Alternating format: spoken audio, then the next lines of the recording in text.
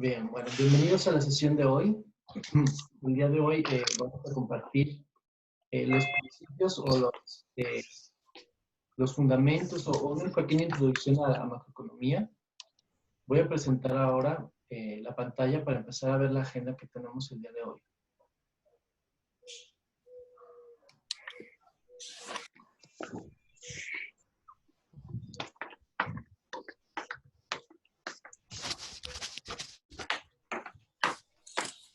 Bueno, mira, ya se puso aquí la pantalla y empezó con los avisos finales.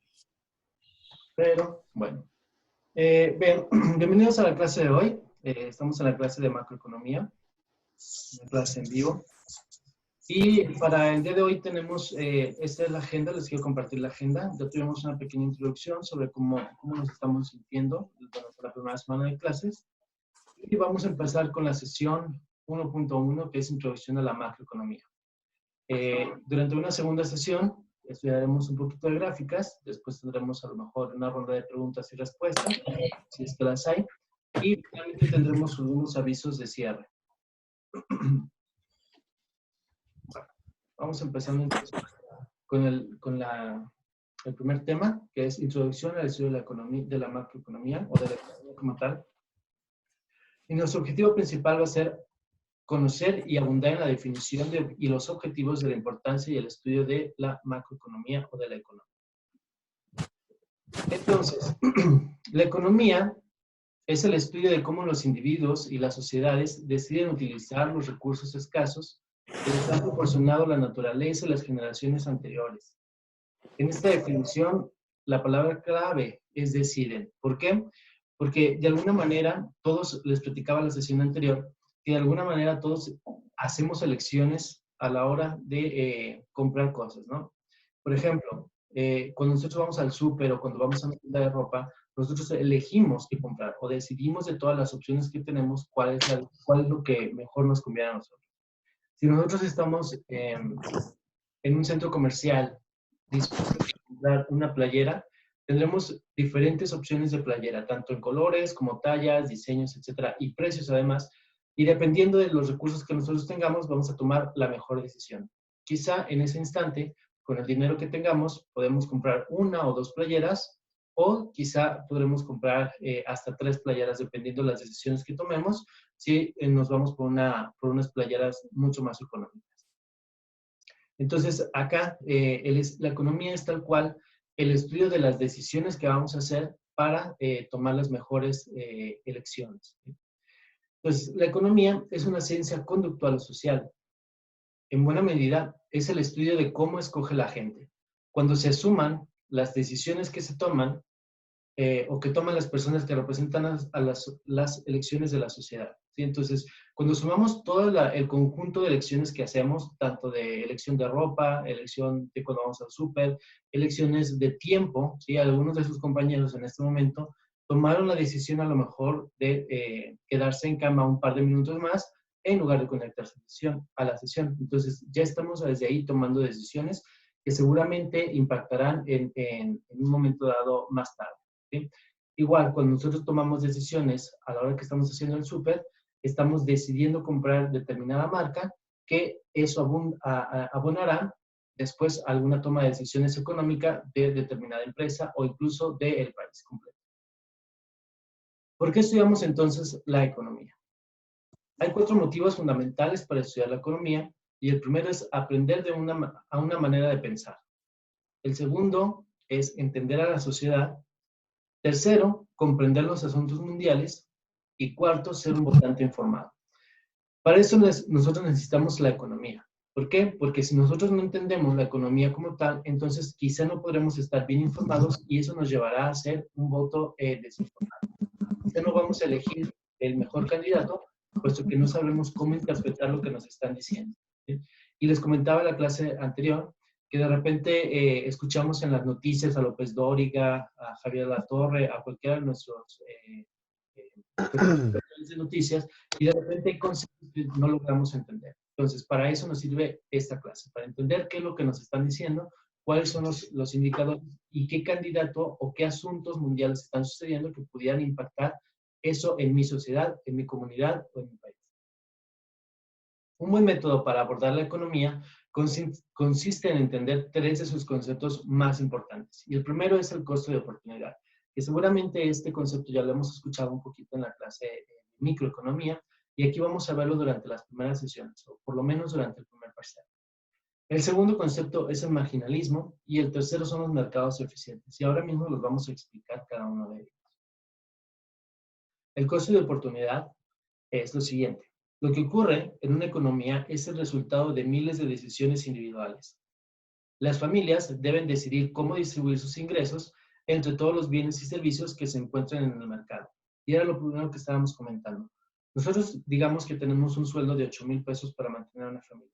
¿Cómo vamos a repartir esos 8,000 pesos en todos los servicios que nos están ofreciendo? Yo en este momento quizás solamente tengo un proveedor de servicio de luz, pero es muy posible que tenga 4 o 5 proveedores de servicios de Internet. Ustedes tomarán la mejor decisión en cuanto a costo, en cuanto a rentabilidad, en cuanto a disponibilidad, etc. Igual, si nosotros tenemos, no sé, voy a poner 4,000 pesos para surtir una despensa, ya sea que yo compre leche Lala, leche Alpura, leche Sello Rojo, leche Santa Clara. Entonces tengo diferentes opciones y me voy a adecuar a la opción que mejor me convenga para mi presupuesto y que satisfaga mis necesidades. La gente debe escoger entre trabajar o no trabajar, entre ir a la escuela o no, etc. Las empresas tienen que determinar lo que producirán, cuánto cobrarán y dónde se instalarán. Y todo esto entra dentro del concepto de costo de oportunidad. ¿Por qué? Porque yo estoy tomando una decisión, en este caso ustedes están tomando una decisión entre levantarse y conectarse a una clase o permanecer acostados un rato más. Están renunciando a tomar la clase por un beneficio mayor que será pasar más horas de sueño. O algunos de ustedes tomarán la clase dejando o renunciando a unas horas más de sueño. ¿Sí? Entonces, cada uno de ustedes priorizará cuál es su decisión y a la opción no deseada la vamos a dejar y ese será nuestro costo de oportunidad. El costo total de tomar una decisión específica incluye aquello a lo que hemos renunciado por no escoger otra opción. En algunos casos, algunos de sus compañeros renunciaron a la clase y decidieron quedarse un rato más acostados. Y muchos de ustedes renunciaron a quedarse acostados y decidieron tomar la clase. Entonces, los que están ahora conectados han renunciado o su costo de oportunidad fueron unas horas o minutos más de sueño. La mejor opción que se deja de hacer es a la que se renuncia cuando se escoge o se decide, y eso se le llama costo de oportunidad. En este caso, el costo de oportunidad de todos los que estamos conectados fue quedarnos en cama unos minutos más. Y el costo de oportunidad de los que ahora mismo están en cama fue tomar la clase. ¿Sí? Entonces, a lo que nosotros estamos renunciando o lo que estamos dejando de hacer, le vamos a llamar nuestro costo de oportunidad. Otro ejemplo diferente podría ser, si yo tengo 500 pesos, ¿a qué voy a dejar de renunciar para comprarme, digamos, una playera? Es posible que yo pudiera comprarme, no sé, una ida al cine con unas palomitas, un refresco, unos nachos. Entonces voy a renunciar a las palomitas, los nachos y el refresco por comprarme una playera. Entonces, palomitas, cine, refresco y nachos van a ser mi costo de oportunidad. Otro ejemplo u otros ejemplos. Se incurre en un costo de oportunidad porque los recursos son escasos. ¿Por qué? Porque quizá no tenemos todo el dinero del mundo o todos los recursos disponibles para poder obtenerlo absolutamente todo. ¿Sí? Todos nuestros recursos son escasos.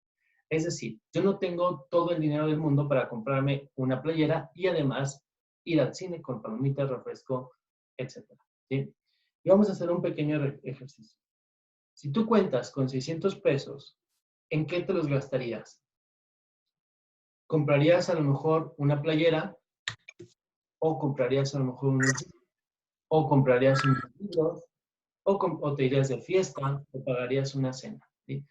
En este caso, por ejemplo, los que le hicieron algún regalo a su mamá, Diego nos estaba comentando que le hizo un regalo a su mamá. Diego renunció seguramente a comprarse una playera, o Diego ha renunciado seguramente a comprarse libros, o renunció a comprarse pantalón, o renunció a salir de fiesta cuando se pueda hacer por ofrecerle un regalo a su mamá. ¿Sí? Entonces, el costo de oportunidad de Diego fue la playera y ofreció un regalo. El costo de oportunidad de Diego fue para poder ofrecerle un regalo a su mamá. Y seguramente que muchos de ustedes renunciaron a algo para poder ofrecerle un regalo a su mamá el día de ayer. Entonces, eso es como que para que nos quede claro el concepto de costo de oportunidad. ¿Alguna pregunta hasta aquí sobre el costo de oportunidad? ¿No? No, estamos bien. Perfecto. Muy bien. No, profe. Bien, el segundo concepto que hay que estudiar es el de marginalismo. Ese es con el que se analizan las decisiones y es la noción de marginalismo. Al ponderar los costos y beneficios de una decisión, es importante tener en cuenta que únicamente los beneficios y costos que proceden de esta decisión. El costo marginal resulta de elaborar una unidad más del producto. ¿Sí? Por ejemplo, los fabricantes, ellos tienen ya sus costos bien definidos para una producción a lo mejor de 100 zapatos. Vamos a suponer que tenemos una fábrica de zapatos y nosotros estamos normalmente acostumbrados a fabricar 100 zapatos. ¿Por qué? Porque los 100 zapatos los podemos vender y colocar en el mercado de manera correcta. ¿Qué sucede si nosotros decidimos hacer una unidad más? ¿Sí? Eso será un costo marginal. ¿Cuánto me cuesta a mí hacer o producir una unidad más de zapato? El zapato 101, ¿cuánto me costará? Quizá yo estoy incurriendo a la hora de hacer un zapato adicional en que yo tenga que comprar una maquinaria adicional, en que tenga que cubrir un salario de una persona adicional, que tenga que pagar mucho más de agua, mucho más de luz, mucho más de renta, etcétera. Entonces, ¿realmente me conviene a mí como empresa hacer o fabricar una unidad más de mi producto? Fabricar una unidad más de mi producto no me representa un costo mayor, es posible entonces que yo pueda seguir trabajando con la unidad 101. Sin embargo, si yo tengo que incurrir en una maquinaria más que va a ser costosa, en más renta, en más luz, en más agua, en más trabajadores, seguramente que entonces me voy a quedar solamente vendiendo mis 100 unidades. ¿Sí? ¿Por qué? Porque la unidad 101 ya no me va a ser rentable venderla. Hasta acá todo bien, ¿verdad? Bien. Un tercer concepto es el de los mercados eficientes. ¿Qué significa un mercado eficiente? Un mercado eficiente es donde las oportunidades de obtener los beneficios se eliminan casi instantáneamente.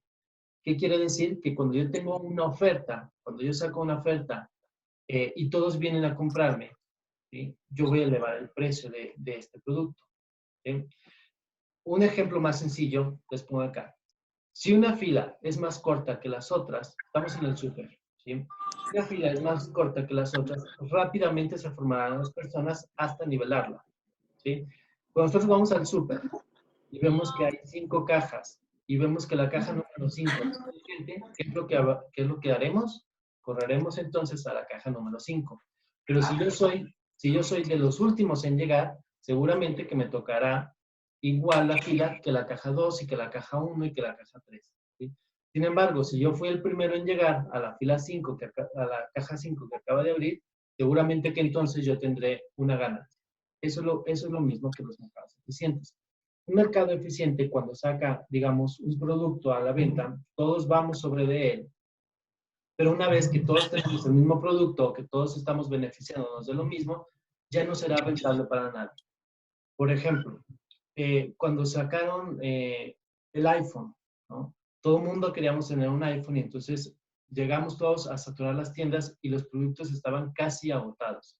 Ahora, cuando sacan un iPhone, algunos lo prefieren y algunos ya prefieren algunas otras marcas como Samsung, como Huawei, etc. Entonces, el producto como tal, aunque sigue siendo el mismo, ya no es, digamos, tan popular o ya no es tan atractivo para todos. Lo mismo pasaba con la caja del súper. Al principio, cuando no había gente en la fila, todos queríamos correr a ella y sacar un beneficio, pero ahora que han pasado un par de minutos y que ya hay mucha más gente, ya la oportunidad de negocio, la oportunidad de ahorrarte un tiempo, se elimina. Eso es lo que sucede en los mercados eficientes. Un mercado eficiente, cuando saca una oportunidad de negocio, todos correrán a ella y eventualmente ya no será negocio. ¿Estamos hasta aquí más o menos bien? Sí, ¿verdad? Sí. Sí. El estudio de la economía nos enseña una manera de pensar y nos ayuda a tomar decisiones. Esa es la primera parte para que nos sirve estudiar la economía, para enseñarnos una manera de pensar. ¿Sí? Un pensamiento inteligente, un pensamiento digamos, racional, un pensamiento donde nosotros podamos distinguir entre qué es lo que nos va a servir para tomar una mejor decisión y una decisión que a lo mejor no nos va a llevar a nada en el futuro. Entonces, para eso para eso es importante que estudiemos la economía. El segundo punto por el cual es importante estudiar la economía es por los asuntos globales. Nos va a ayudar a entender los asuntos globales. Los conocimientos de la economía son esenciales para entender este tipo de asuntos. Y, por ejemplo, en este instante, ¿cuántos de los recursos o cuánto del dinero que se está generando en cada país se está aportando para la solución, por ejemplo, del coronavirus? ¿Sí? O cuánto es que o cuánto es que un país está invirtiendo en su seguridad, o cuánto es que un país está invirtiendo en armamento, ¿sí? Entonces, todo este tipo de decisiones que están tomando los gobiernos o los países, es importante que nosotros entendamos. Es importante que nosotros entendamos que si un país le está apostando, por ejemplo, a la ciencia o a la salud, pues está generando, a lo mejor, en este instante no está produciendo a lo mejor bienes de consumo, bienes que nos podamos comer en este preciso instante, pero en un momento dado generará una patente que les pueda dar de comer a muchas personas. O si un gobierno está invirtiendo mucho en bienes de consumo pues para su propio alimento, seguramente en un futuro necesitará algún otro servicio que le podamos nosotros ofrecer como país a este otro país. Entonces, es importante que nosotros conozcamos los asuntos globales y que los podamos entender, que sepamos en qué está invirtiendo sus recursos para saber cómo vendrá futuramente su economía. En este momento, por ejemplo, México, la pregunta es en qué está invirtiendo. Si está invirtiendo en bienes de consumo, por ejemplo, en el campo, o en apoyos para generar más empleos, o si está invirtiendo en tecnología, o si está invirtiendo en educación, etcétera, ¿no? Entonces, es importante que sepamos en qué está invirtiendo cada uno de los gobiernos o cada país. Vamos a hacer una diferencia entonces entre macroeconomía y microeconomía. La microeconomía se ocupa del funcionamiento de las industrias individuales y del comportamiento de las unidades de toma de decisiones económicas. Por ejemplo, las empresas y los hogares. Y ahora les tengo para ustedes una pregunta. ¿Qué estudia la microeconomía? ¿Qué aprendieron más o menos en microeconomía? ¿Qué es lo que estudia? Oferta y demanda. Oferta y demanda. Ajá, ¿qué más? La curva de posibilidades, creo que se llama. Ajá, la frontera de posibilidades. Muy bien. Frontera de posibilidades. Costos de oportunidades. Costo de oportunidad, perfecto. Todo era basado en microempresas. Microempresas, ok. ¿Qué más? Los gastos de uno. Los gastos de una persona, ¿verdad? Bien, nos vamos a quedar con esas respuestas que todas fueron correctas. Y entonces volvemos a la definición. Microeconomía se ocupa del funcionamiento de las industrias individuales, como ustedes lo acaban de mencionar, los gastos de cada persona, a ti como individuo, a ti a lo mejor como familia, ¿sí? Los va a estudiar, y del comportamiento de las unidades de toma de decisiones económicas, ¿sí? La microeconomía toma en cuenta las decisiones económicas que haces tú, que hace tu papá, que hace tu mamá, que hacen ustedes como familia individual, y no las asocia con nada más, ¿sí? O sea, no las relaciona con nada más.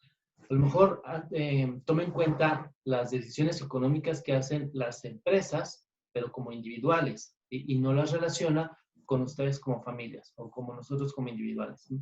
Entonces, la microeconomía lo vamos a resumir como el estudio de la economía de los individuos separados como unidades, ¿sí? Las decisiones de las empresas de qué producir y cuánto cobrarán, como ellas solas como empresas. Las decisiones de los hogares sobre qué y cuánto compran explican por qué la economía produce lo que produce.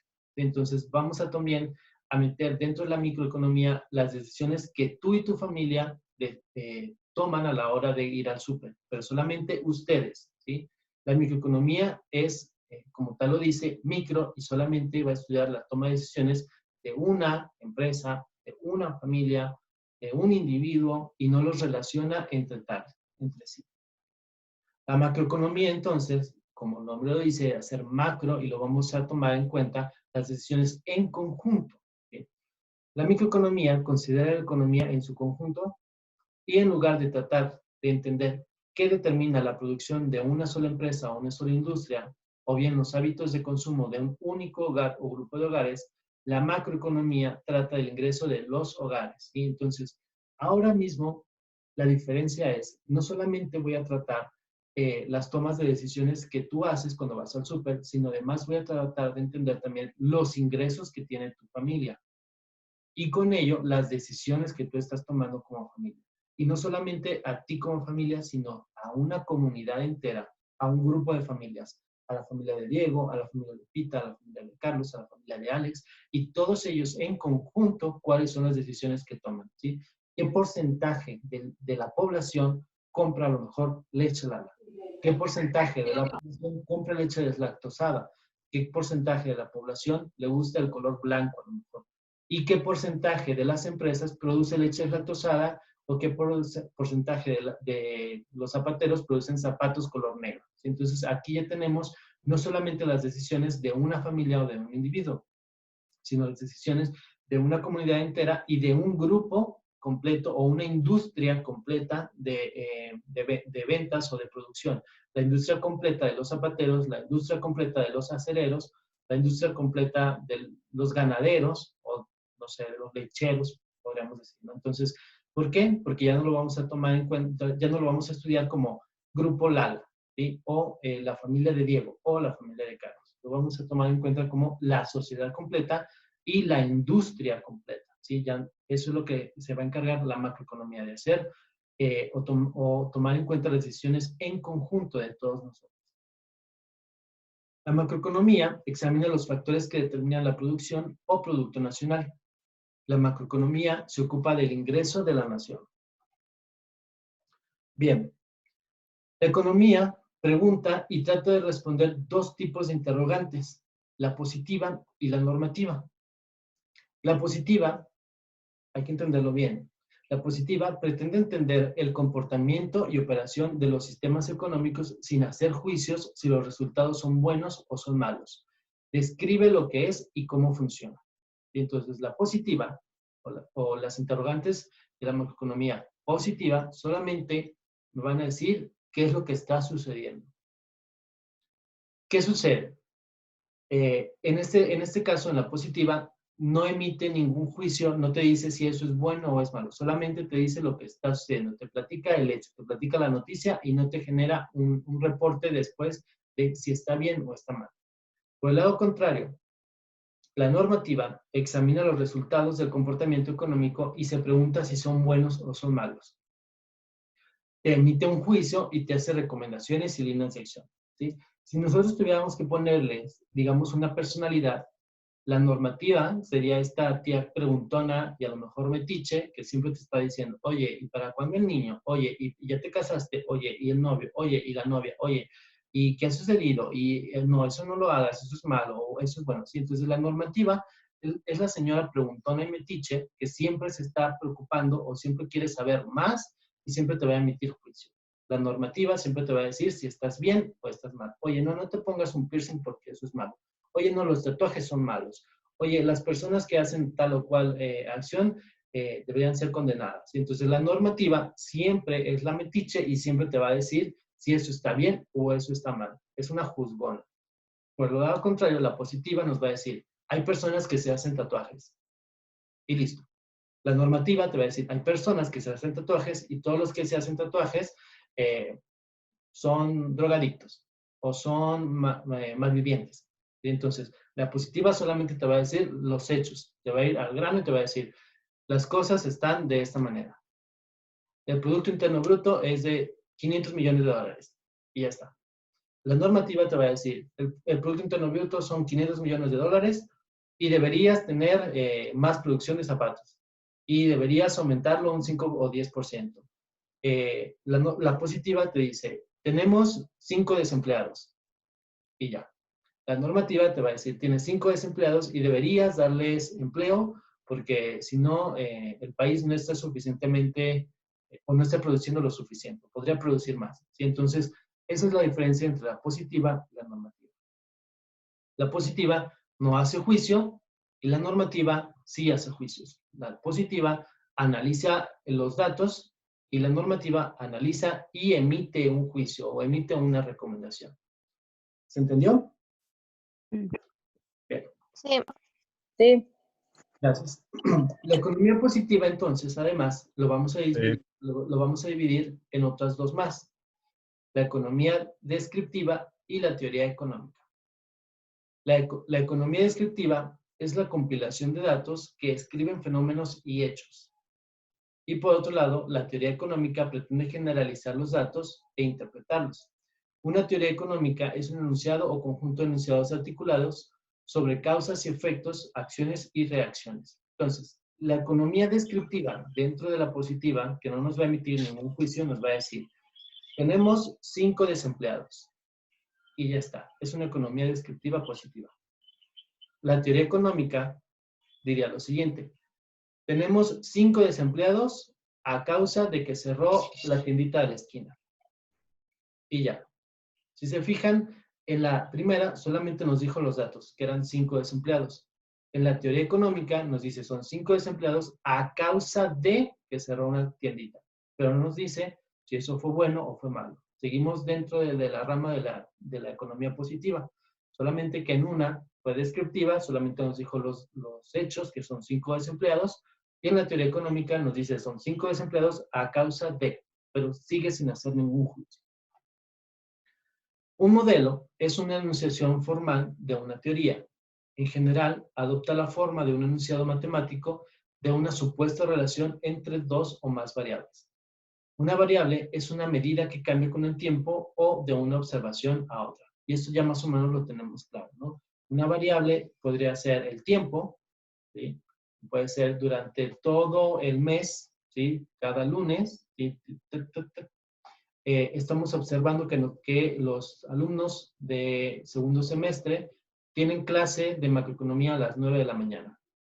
Y ya está. Entonces, eso puede ser una variable. El tiempo. Cada cuando tienen economía, cada lunes a las 9 de la mañana. Bien. ¿Entendemos más o menos el concepto de ceteris paribus? ¿Recuerdan eso? ¿El concepto de qué, perdón? Ceteris paribus. No. No. Ok, lo vamos a repasar. Bien, el término ceteris paribus significa o sirve a un autor o un expositor cuando explica el impacto de una variable económica sobre otra. Es una forma de indicar que algunos de los demás factores permanecen iguales. Por ejemplo, la imagen que tenemos ahora, vemos a una persona que está en su automóvil. Esta persona tiene que recorrer 20 kilómetros, que significaría más o menos como de Guadalajara a Chapala, para ir a trabajar. ¿Qué sucede si el precio de la gasolina aumenta? ¿Qué sucede con sus kilómetros? ¿Van a reducirse o van a aumentarse? No. No, son los mismos. Se mantienen. Mismos 20 kilómetros. ¿Qué sucede si el día de hoy hace más calor y tiene que prender el aire? Su consumo de gasolina va a aumentar. ¿Estamos de acuerdo? Sí. Pero ¿qué va a pasar con los kilometrajes, con el kilómetro? ¿Se va a modificar? No. No. Es el mismo. Sigue siendo los mismos 20. Permítame un segundo. ¿Qué va a pasar con esta persona si esta persona decide detenerse a comprar un gansito?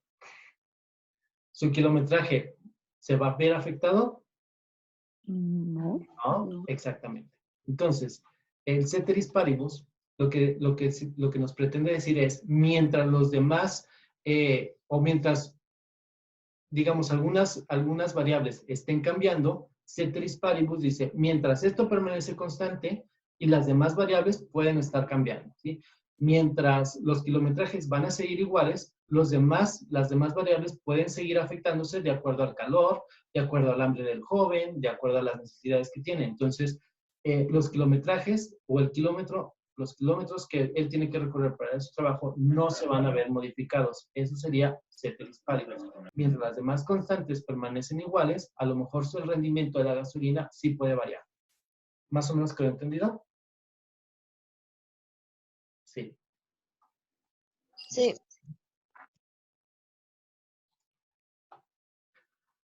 Ok. Al formular teorías y modelos, es especialmente importante evitar dos errores, y es la falacia post-hoc y la falacia de composición. La falacia post-hoc en las teorías se hace enunciado sobre causalidad. Puede ser muy tentador tomar dos acontecimientos que ocurren en sucesión y suponer que el primero causó el segundo, lo cual no siempre es cierto. Este error es muy común y se llama falacia post-hoc, ¿sí? Y vamos a decir que a lo mejor el día de hoy la señora que normalmente se pone a vender café afuera de la escuela tiene muchas menos ventas el día de hoy, ¿sí? Y pudiera ser que el día de hoy hace calor. Entonces ella puede asumir que porque hace calor no vendió lo suficiente. La realidad es que como ahorita todos estamos en confinamiento, no vamos a pasar por ahí, no vamos a ir a la escuela y entonces la señora no va a vender. La señora, al creer que el calor afectó sus ventas, puede estar cayendo en este error. ¿Por qué? Porque una cosa que ella cree que le afectó en las ventas es incorrecta. Ella cree que el calor afectó en las ventas, sin embargo, no fue el calor, sino la pandemia, ¿sí? Entonces, el hecho de asumir que una situación crea un efecto todo el tiempo, o sea que siempre este mismo va a ser la misma causa y efecto, repetidas veces, podemos caer en una falacia o en un error de falacia post-hoc. No siempre el calor nos va a afectar las ventas, ¿sí? Ni siempre una temperatura más fría nos va a aumentar las ventas. ¿Estamos más o menos de acuerdo? Sí. ¿Más o menos lo entendimos? Sí. Okay. Entonces aquí lo que es importante, digamos, estudiar es que suponer siempre que una causa nos va a generar el mismo efecto, ¿sí? Eso es lo que tenemos que estudiar. Y una falacia de composición nos dice que concluir que lo que es verdad para una parte es necesariamente cierto para el otro o para todos. Esto sería incurrir en una falacia de composición. Y vamos a decir que yo soy un ganadero y decido salir a pastar a mis vacas del lado izquierdo. Salen mis vacas a pastar todos los días y mis vacas empiezan a ponerse gorditas y bonitas. El otro, digamos, el otro ganadero, que es mi vecino, sale a pastar a sus vacas, saca a pastar a sus vacas al lado derecho y sus vacas están flacas. Entonces él decide cambiarse al lado izquierdo. Viene con sus vacas al mismo pedazo de tierra, saca a pastar sus vacas y resulta que sus vacas siguen estando flacas, ¿sí? Ese sería un error de composición o una falacia de composición. Asumir que lo que me está dando rendimiento a mí o lo que me está dando, digamos, algún resultado positivo, le va a dar resultado positivo a todos o a mi vecino también. Quizá a algunos de ustedes les funciona estar escribiendo mientras están tomando las clases, mientras que a otros les funciona más estar viendo los videos o les funciona más estar atentos a la clase. Habrá quienes se hagan la recomendación de, yo te recomiendo que para que puedas aprender, tomes nota o estés escribiendo y asumir que a todos el hecho de que tomen notas les va a funcionar para tener una sería incurrir en una... ¿Qué pasa acá? Bien. ¿Hasta aquí todo bien? Sí. Sí. La teoría económica sirve para entender el funcionamiento del mundo, pero la formulación de políticas requiere dar otro paso. Los criterios para juzgar los resultados económicos son los siguientes: eficiencia, equidad, crecimiento y estabilidad. Y hay que poner atención en estos porque pudieran ser pregunta de algún examen. La eficiencia se refiere a la eficiencia distributiva. Una economía eficiente es aquella que produce lo que quiere la gente al menor costo posible. No rayen mi pantalla. Si el sistema dedica recursos a la producción de artículos que nadie requiere, entonces sería ineficiente. ¿Qué sucede si yo, como una empresa que fabrica leche, empiezo a fabricar leche deslactosada y la gente en realidad no le importa el hecho de la lactosa? ¿Sí? Si yo solamente me enfoco, porque es un capricho mío, a hacer leche deslactosada, pero la gente no la está comprando, entonces estoy siendo ineficiente a pesar de que yo estoy produciendo mucho. ¿Estamos hasta aquí de acuerdo? Sí. La equidad. La igualdad implica una distribución más equitativa de ingresos y la riqueza, y la equidad significa aliviar la pobreza, ¿sí? Entonces, la equidad significa que todos tengamos, digamos, las mismas oportunidades para poder nosotros trabajar y satisfacer nuestras necesidades primarias. Digamos que significa, digamos, repartir la riqueza o los recursos de manera eficiente, de manera equitativa, que todos tengamos los mismos, no puedo decir ingresos, pero las mismas oportunidades para generar los ingresos que puedan satisfacer todas nuestras necesidades. Otro criterio es el crecimiento económico, y es un incremento en la producción total de la economía. Como ya lo comentaban sus compañeros, en microeconomía revisamos la frontera de posibilidades de producción. Y es de la producción total en la economía. El baño. Ajá. A ver, chicos, pónganse en mute. Qué vergüenza, estamos grabando. El crecimiento económico, ya me distrajeron. El crecimiento económico es un incremento de la producción total de la economía. ¿Qué significa esto? Que, bueno, dada la frontera de posibilidades de producción, si nosotros pudiéramos ser mucho más eficientes y producir más con los mismos recursos o tener más o emplear los mismos recursos para producir más, entonces tendríamos un crecimiento económico. Si la producción crece más rápidamente que la producción, el producto per cápita se incrementa y la calidad de vida mejora. Pregunta, ¿alguien sabe qué es el producto per cápita? No. No me acuerdo bien. Pero ahorita le busco. No te preocupes. Ah. ¿Hemos escuchado este concepto de producto per cápita o PIB per cápita? Lo he escuchado, pero Sí, ¿verdad?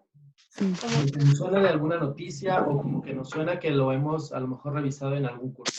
Bueno, más adelante, creo que me parece es en el segundo parcial, estudiaremos muy a profundidad el Producto Interno Per Cápita o PIB per cápita. ¿Sí? El PIB per cápita, a grandes rasgos, es lo que produce todo un país dividido entre el número de pobladores.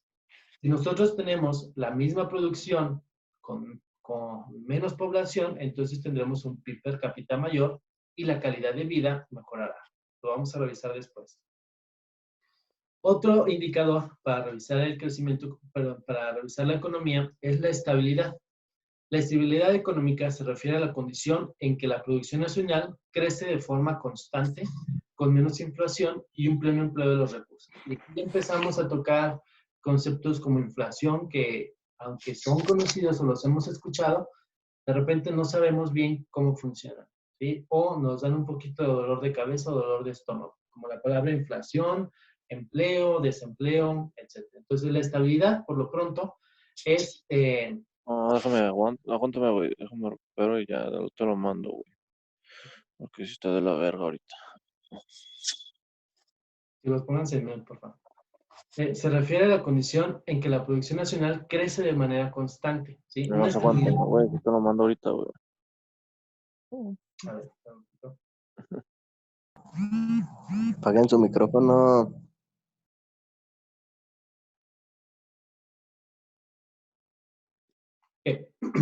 Una estabilidad, entonces, comentábamos que es la condición en que la producción nacional crece de manera constante. Si estoy teniendo un crecimiento sostenido o si de repente tengo un crecimiento y luego tengo un decrecimiento en la economía. Entonces, una estabilidad es que siempre tengamos un crecimiento sostenido. A lo mejor es poco el crecimiento que vamos a tener, pero mientras lo sostengamos un 1%, un 0.1%, etcétera, si lo mantenemos constante, vamos a tener una estabilidad y podemos decir que somos un país de alguna forma estable económicamente. Bien, vamos a dejar de momento la clase y vamos a tomarnos un pequeño descanso. Son 9:50. Vamos a...